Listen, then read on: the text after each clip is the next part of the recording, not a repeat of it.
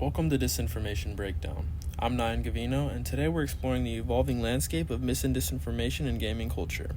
From misrepresentations of players to misunderstandings of gaming's impact, to disconnects between developers and consumers, there's a lot we should unpack. Gaming journalism has a lot of room for improvement. Players often feel misrepresented in the news and online discussions. This disconnect can lead to harmful stereotypes and misconceptions about the gaming community. Let's start by breaking down some common gaming misconceptions that, in truth, are actually misinformation. Concept number 1. The media doesn't quite understand the impact video games have on consumers. This lack of understanding is a very important and crucial issue. Bridging the gap between gamers and journalists could lead to more accurate and nuanced reporting, benefiting both the media and the gaming community as a whole. When there's a disconnect between the two, there's bound to be division and hate for the other side, like we currently see. One major source of misinformation comes from long-held myths about video games. An article by MIT professor Henry Jenkins titled Reality Bites, 8 Myths About Video Games Debunked, tackles a bunch of these misconceptions head-on. This takes us to concept number 2. The availability of video games has led to an epidemic of youth violence. This claim has been a talking point for decades. Jenkins notes that federal crime statistics show that the juvenile violent crime was actually at a 30-year low at the time of the claim. In fact, research indicates that individuals committing violent crimes typically consume less media than the average person. It's crucial to remember that while some young offenders played games, the majority of young gamers do not engage in antisocial behavior and often participate in social activity with other gamers. It is a myth that video games train players to be violent, similar to military training. David Grossman, a former military psychologist, suggests this link. Video games are often discussed by politicians in a similar light, often further worsening the issue of misinformation and skewed perspectives. In August 2019, a Facebook post went viral claiming that California Republican House Minority Leader Kevin McCarthy said mass shootings don't happen in Japan because they don't have video games there. This claim was clearly false. McCarthy never said this and turned video games into a tool to spread disinformation about the Republican politician. As a comparison, however, that same year, after shootings in Ohio and Texas, President Trump suggested that violent video games are partly to blame for this violence, despite a lack of real, hard evidence. This claim was incorrect, and only served to further the gap in understanding between gamers and non-gamers. Concept number 3. Gamers are shut-ins and prefer to isolate themselves to play more video games.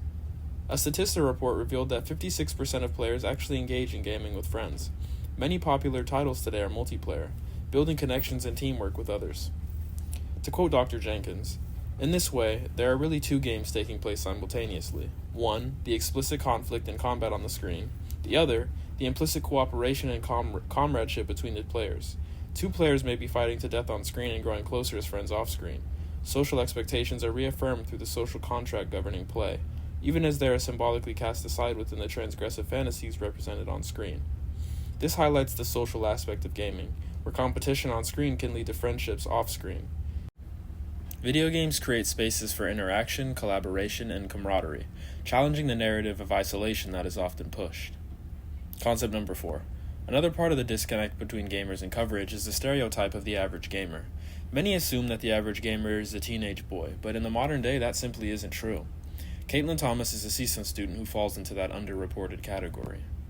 There's always been a bit of a stigma against girls who have gaming as a hobby, consistent or not. When I was younger, I was heavily into gaming through PC, console, and my Nintendo DS. The majority of games I would play centered around fashion, music, and other kid-friendly games.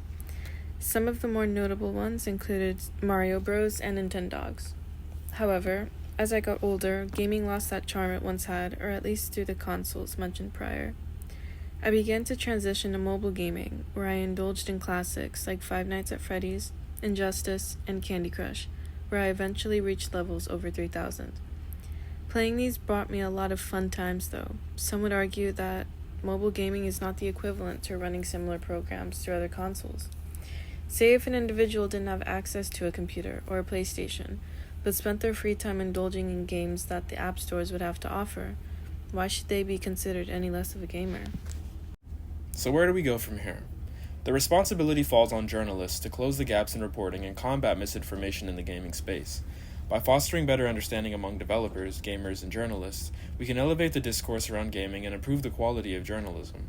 I think by bridging this gap, we can also in turn have gamers that better understand the developers of the games they play, creating a better relationship between the producers and consumers. Thank you for tuning into this episode. Till next time.